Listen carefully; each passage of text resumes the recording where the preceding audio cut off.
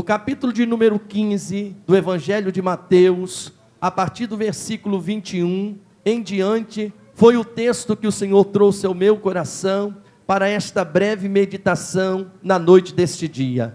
Gostaria que você prestasse atenção e meditasse também, porque apesar de ser um texto muito conhecido, mas é um texto que nele encerram lições que, se nós aprendermos, nós estaremos de posse de uma grande e poderosa vitória da parte do Senhor. Você encontrou o texto e pode dizer amém? Eu quero novamente, rapidamente, estar fazendo a leitura que diz assim: e partindo Jesus dali, foi para as partes de Tiro e de Sidom, e eis que uma mulher cananeia que saíra daquelas cercanias, clamou dizendo: Senhor, filho de Davi, tem misericórdia de mim, que a minha filha está miseravelmente endemoniada. Mas ele não lhe respondeu palavra, e os seus discípulos, chegando ao pé dele, rogava-lhe dizendo: despede a que vem gritando atrás de nós. E ele respondendo disse: eu não fui enviado senão as ovelhas perdidas da casa de Israel. Então chegou ela e o adorou, e dizendo: Senhor, socorre-me. Ele, porém, respondendo, disse: não é bom pegar o pão dos filhos e deitá-lo aos cachorrinhos. E ela lhe disse: sim, Senhor, mas também os cachorrinhos comem das migalhas que caem da mesa dos seus senhores. Então respondeu Jesus e disse-lhe: ó mulher, grande é a tua fé, seja isso feito para contigo como tu desejas. E desde aquela hora a sua filha ficou sã. Foram as palavras do texto que nós acabamos de ler. Irmãos, eu tenho visto no capítulo 15 deste evangelho, alguns episódios antes a esse relato, vamos encontrar Jesus sendo submetido a uma série de interrogações por um grupo de religiosos, fariseus e escribas, querendo inquirir Jesus acerca do comportamento dos seus discípulos, enquanto Jesus Cristo caminhava, ensinando, curando, restaurando, libertando. Existia um grupo de pessoas que estava apenas fitando os olhos naquilo que os seus discípulos produziam, como prova que aos olhos deles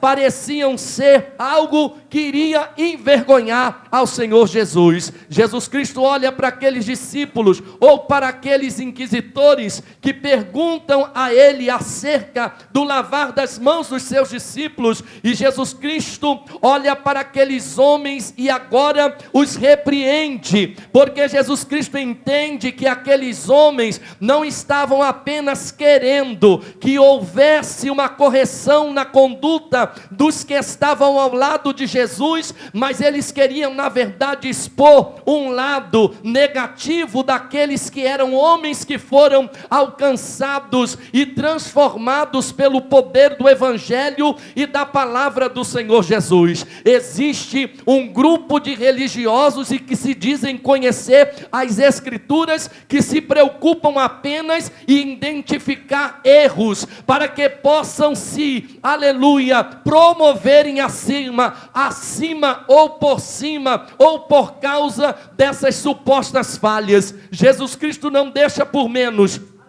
se levanta contra eles e diz: vocês são hipócritas. Isaías já havia profetizado acerca de vocês. Vocês me louvam de boca, mas o coração está longe. E Jesus Cristo não lança acusação sem prova. Ele diz agora: vocês estão querendo colocar a tradição acima daquilo que na verdade tem valor para a salvação do homem. E Jesus Cristo os repreende, e aqueles discípulos estão guardados porque são ovelhas, e Jesus Cristo diz a eles que o que contamina não é o que entra, mas é aquilo que sai do coração do homem, é aquilo que é produzido no interior e que envenena não somente aqueles que ouvem, mas aqueles que estão produzindo essas situações. Jesus Cristo chama a atenção por quê? Porque tem pessoas que ainda não aprendeu a fazer o dever de casa e já estão está querendo ensinar aos seguidores de Jesus como eles devem se comportar. Jesus Cristo agora olha para aqueles homens e, depois de já terem chamado a atenção, explica aos seus discípulos, porque muitas das vezes até mesmo os discípulos de Jesus se acham confundidos por causa desses rumores que acontecem entre nós e no meio do povo do Senhor Jesus Cristo. E a Bíblia vai me dizer que Jesus Cristo procura se afastar da onde estavam aqueles que estavam inquirindo, aqueles que se diziam doutores da lei, escribas da lei. Jesus Cristo os deixa de lado e sobe um pouquinho para a banda do norte da Galileia com os seus discípulos. A primeira lição que eu tiro daqui é que Jesus Cristo se afasta de quem o louva superficialmente, não no sentido de que ele queira nos abandonar, mas para que você tenha o entendimento que para ter um contato, uma comunhão com esse Deus, você não pode ser superficial. Você precisa decidir de qual lado você vai ficar, ou do lado de Jesus ou do lado das tradições. E Jesus Cristo agora se ausenta um pouquinho, talvez porque queiresse descansar, porque apesar de ser ele o Messias de Israel, irmã Flávia, apesar de ser ele aquele que restauraria a paz aquele que havia perdido, Jesus Cristo, como sendo o nosso exemplo, viveu uma vida de muito trabalho. E eu fico pensando que tem gente que quer promoção no ministério, mas não quer suar a camisa. Tem gente que quer ser reconhecido pelo povo, mas não quer dar o seu suor e o seu sangue pelo benefício do povo. Jesus Cristo certa vez disse que as raposas tinham os seus covis, mas o Filho do Homem não tinha lugar para reclinar a sua cabeça. Jesus estava dizendo que a sua chamada era para trabalho, e quem quer se envolver com Jesus, eu vou lhe dizer, se prepare para o trabalho, porque Jesus Cristo vai fazer com que aqueles que necessitam te procurem também, porque Jesus nos transforma para transformar, Jesus Cristo nos cura para curarmos também, Jesus Cristo nos liberta para também podermos libertar aqueles que estão necessitados e envolvidos pelos laços de Satanás. Mas o interessante, irmãos, é que nessa ausência de Jesus do seu território, Jesus vai para a fronteira daquele país, para um lugar que aparentemente estava além, aleluia, do contexto do povo que Jesus Cristo estava trabalhando. Mas a surpresa dos discípulos é que Jesus está num lugar distante, mas ali também estava a semente do evangelho que ele havia pregado. Oh, meus amados e queridos irmãos, alguém pode pensar, mas como que num território tão distante, que não tinha muito a ver com o contexto de Israel, alguém poderia ter ouvido a palavra do Senhor? Você não sabe o poder que tem esta semente gloriosa, que se chama palavra bendita do Senhor Jesus. A Bíblia diz que ela não volta sem antes alcançar o seu objetivo. E porque alguém um dia ouvira, e porque alguém um dia acatou no coração, eu creio que também um testemunho desses, que em outras ocasiões estiveram próximo do ensinamento de Jesus, aquela região ficou sabendo que em Israel existia alguém que poderia transformar a sorte de todo aquele que desse crédito à mensagem que ele estava anunciando. E agora a Bíblia vai dizer que Jesus Cristo com seus discípulos partem dali para os termos de Tiro e Sidom. Há quem diga que foi para descansar, outros não explicam, mas o interessante é que nesse interim você vai encontrar uma pessoa que identifica-o como sendo aquela pessoa de quem ela ouvira falar, acerca de alguém que tinha poder para mudar e transformar a história, a vida daqueles que lhe dessem ouvido. Esta mulher, então, ela entra no contexto daquele cortejo que estava com o Senhor Jesus, e a Bíblia vai dizer que nesse momento, ela então começa a clamar ao Senhor, dizendo: Filho de Davi, tem misericórdia de mim. Ela diz: olha, a minha filha está na minha casa, miseravelmente endemoniada. Pense você, morando com o inimigo dentro de casa, ou pior, vendo alguém que você ama envolvida, cativa, prisioneira de Satanás. Em muitas passagens da Bíblia, você vai verificar o poder de Satanás. Quando entra na vida de um homem, ele vai para o sepulcro de Gadara e vive ali como um ser excluído da sociedade, porque esse é um dos objetivos de Satanás em oprimir alguém, é tirá-lo do contexto da família, é tirá-lo do contexto da sociedade e transformá-lo em um escravo exclusivamente seu. A Bíblia vai dizer que em outras ocasiões, Jesus Cristo encontra com o Pai, dizendo: Senhor, tem misericórdia. O demônio pega meu filho e joga ele no fogo. O demônio pega meu filho e joga ele por terra.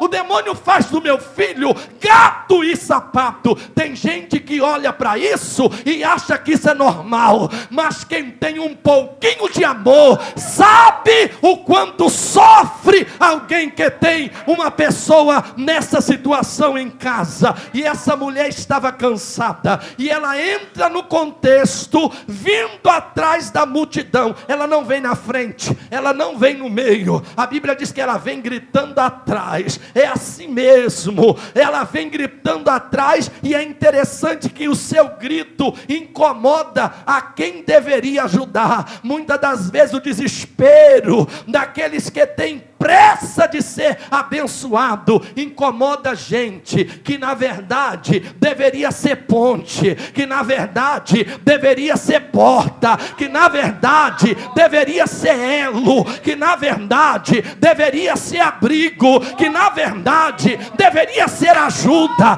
que na verdade deveria ser um instrumento para aproximar aquele que está em estado de calamidade.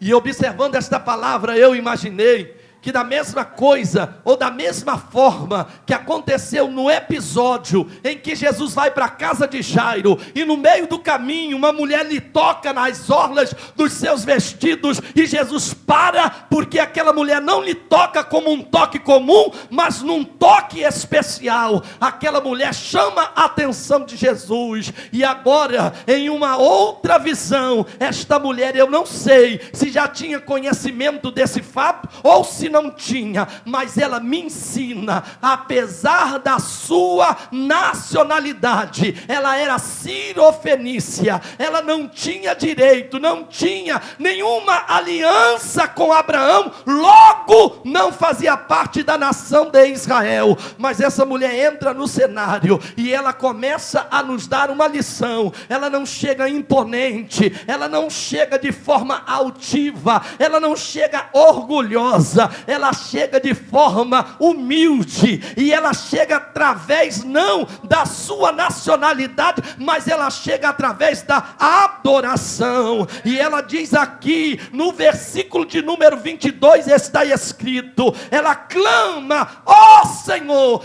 tem misericórdia de mim, porque a minha filha está miseravelmente endemoniada. Irmãos, lidar com demônio não é fácil. Imagina lidar com legião. Sai um, entra outro, sai um, entra outro, sai um, entra outro. Liberta aqui, chega em casa, oprime de novo e volta. E liberta aqui em casa, oprime de novo e volta. E Jesus entra nessa batalha quando alguém quer também pagar o preço com ele. Porque o problema é para nós, porque para ele é uma palavra palavra só e as coisas começam a entrar no seu lugar devido. Mas a Bíblia vai dizer que a adoração dessa mulher vai quebrar protocolo. A oração dessa mulher vai jogar por terra todo o rito, vai jogar por terra toda a barreira que existia entre judeu e não judeu. A Bíblia vai dizer que essa mulher entra com adoração, e Jesus Cristo não resiste a um adorador. Ele disse à mulher no poço de Jacó: a hora é que o Pai procura os verdadeiros adoradores. Se você conseguir adorar a Deus no meio da tua luta, se você conseguir apresentar a Deus a tua adoração, eu vou dizer: Deus muda, Deus para, Deus move, Deus tira, Deus traz, Deus faz, Deus levanta, Deus movimenta, Deus pode fazer. Mas eu não sei por que razão,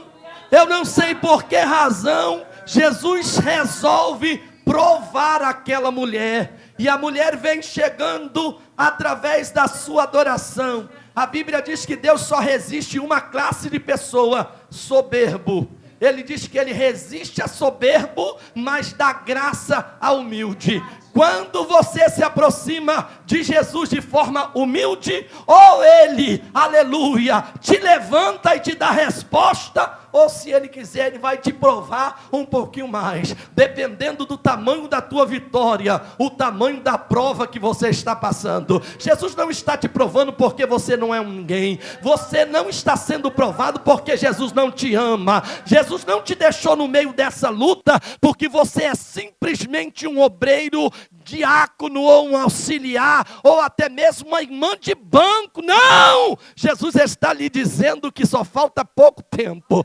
O tempo da demora é porque Jesus está preparando a tua vitória para marcar a tua história. E a Bíblia diz que ela clamava, mas ele não lhe trouxe resposta nenhuma. Cassiane diz que quando ele não fala é porque ele está trabalhando, mas eu já tenho outro entendimento: se ele não fala é porque ele não quis falar. Quando Deus se cala é porque o tempo da tua vitória ainda não chegou. O Senhor não vai apressá-la por tua causa e nem tampouco pela tua pirraça. Ele não vai adiantá-la por causa que você é parente do dirigente da congregação ou coisa parecida. Se o Senhor está calado, você precisa entender: ele não respondeu, mas eu não pararei, eu não deixarei de conduzir a ele a minha petição. Afinal de contas, eu tenho entendimento e certeza que esta mulher tinha em mente uma coisa: se ele não puder fazer por mim, ninguém mais poderá.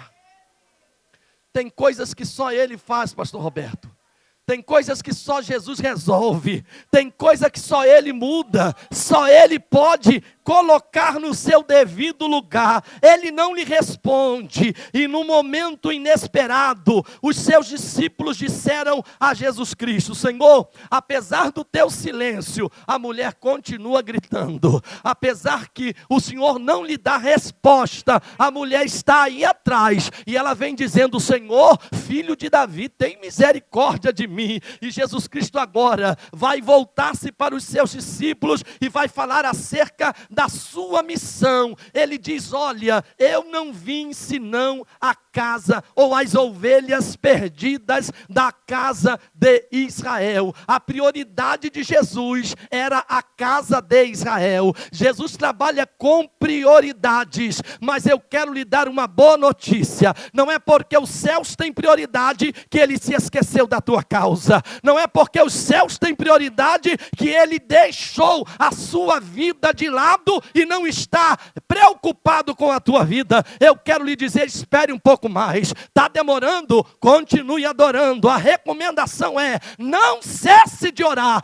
cansemos nunca, mas oremos sempre, porque a recomendação é: não cesse de orar. E a Bíblia diz que ele responde: eu não fui enviado senão as ovelhas da casa de Israel. Então ela chega e o adora. Oh, meus irmãos, Jesus Cristo está dando uma resposta que a mulher não está buscando. Tem gente que faz biquinho e até mesmo dá meia volta e vai embora, porque acha que foi maltratada. Mas essa mulher me ensina: quando o que eu ouvir não for aquilo que eu quero, eu vou continuar nos pés de Jesus, porque quem chama atenção é também aquele que abraça, que afaga, que beija e que dá resposta no seu devido tempo. Ele então diz a ela diz a ele: Senhor, socorre-me, Senhor.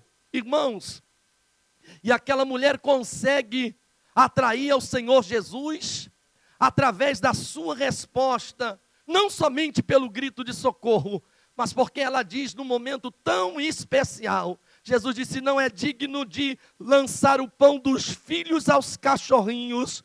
E ela disse: eu sei, Senhor, mas os cachorrinhos também se alimentam das migalhas que sobram na mesa do teu Senhor. Você pode não ter entendido, mas essa mulher está lhe dizendo: se o Senhor me der a garantia de que vai me atender, pode alimentar os seus filhos, que eu me sustento, que eu me contento com aquilo que sobrar dos filhos. Tem gente, irmãos, que quer tomar as primícias são dele, mas eu vou lhe dizer uma coisa: quem oferece pão não volta de mão vazia para casa. Aquele que reparte pão não fica sem alimento. Quem entra nesta batalha com ele, no final das contas, tem 12 cestos cheios de alimento para que você leve para a sua casa e abençoe a sua família. Ou seja, não precisa atropelar ninguém, não precisa murmurar da bênção, não precisa ficar meio que aborrecido. O Senhor que alimenta hoje um é o mesmo que alimenta daqui a pouco o outro. E se não der para alimentar todo mundo num dia só, amanhã ainda tem mais alimento. Porque tudo que você precisa tem na mão do Senhor, e Ele é o Deus da seara. E ela disse: sim, Senhor, mas a tua serva também sabe que os cachorrinhos comem das migalhas que caem da mesa do seu Senhor. Essa mulher não somente atrai a Jesus Cristo através da sua posição de humildade ou de adoração, mas ela também apresenta a Jesus uma coisa: humildade. Sabe, meu irmão, a forma como nós buscamos ao Senhor e nos apresentamos a Ele fará toda a diferença de como nós voltaremos para nossa casa. O Senhor não tem obrigação de mudar a tua história. Ele não tem obrigação de responder às tuas perguntas. Ele não tem obrigação de libertar os teus enfermos. Ele pode, mas Ele não tem obrigação. E se Ele o faz pela sua misericórdia e pelo seu amor e pela sua bondade. Às vezes a demora é uma prova de Deus sobre a tua vida, e você precisa estar atento para isso. E Jesus Cristo não resiste a esta posição desta mulher, porque Jesus identifica nela a verdade. Jesus identifica nessa mulher humildade. Identifica nessa mulher um espírito adorador, ao contrário daqueles que estavam em Israel, que ele disse acerca de Isaías, quando dizia àqueles fariseus: vocês me louvam de boca, mas o coração está longe de mim. Jesus Cristo exatamente sabe aonde estão os verdadeiros adoradores. Sabe de uma coisa? Você não precisa fazer força, Ele te acha. Ele disse para a mulher em Samaria: o Pai procura os que assim fazem. Se você apresenta ao Senhor uma verdadeira adoração, com um espírito humilde, escute bem, Deus lhe responderá, e é bem provável que aconteça exatamente aquilo que você deseja. Jesus Cristo diz, e eu já começo a encerrar esta palavra de meditação: ó mulher, grande é a tua fé. Jesus classifica a fé desta mulher como uma fé grande. Ele diz, seja feito para contigo como tu desejas. Ela estava aos pés de Jesus e a sua filha recebendo a libertação dentro da sua casa. Você percebe que quando você está adorando aqui, Jesus está trabalhando pelo teu lar, Jesus está trabalhando pela tua causa, Jesus está trabalhando pela tua família, Jesus está trabalhando por aqueles que você tem como importante na sua vida. Essa mulher não era uma das descendentes de Abraão, mas esta mulher fez toda a diferença, e Jesus Cristo não resistiu e não pôde liberá-la de mãos vazias. Assim também nesta noite, quando nós viemos a este lugar, viemos aqui porque sabíamos que Jesus já estaria entre o seu povo. E tal qual esta mulher, eu também preciso chegar próximo de Jesus humilde e com um coração adorador, para que ele possa ver que a minha fé na sua pessoa bendita é o único remédio que eu preciso para a mudança da minha casa. Que Deus em Cristo possa aplicar esta palavra aos nossos corações, e que nós possamos servir a Jesus e não sermos obstáculos, como nesse caso os discípulos foram para esta mulher na primeira instância. Mas Jesus chama aqueles que diziam a Jesus, despede essa mulher, porque ela vem fazendo escândalo aí atrás. Jesus Cristo olha para eles agora e diz, Damari, vocês estão vendo aqui? Nem em Israel eu vi tanta fé. A gente despreza muitas das vezes, mas Jesus está dizendo que tem gente aí que ainda não é da casa, que vai dar um banho por causa da devoção que demonstra. Se nós fôssemos como certas pessoas devotas, Deus estaria revolucionando a nossa igreja, o nosso bairro, a nossa nação. Irmãos, que Deus nos abençoe e que nos guarde.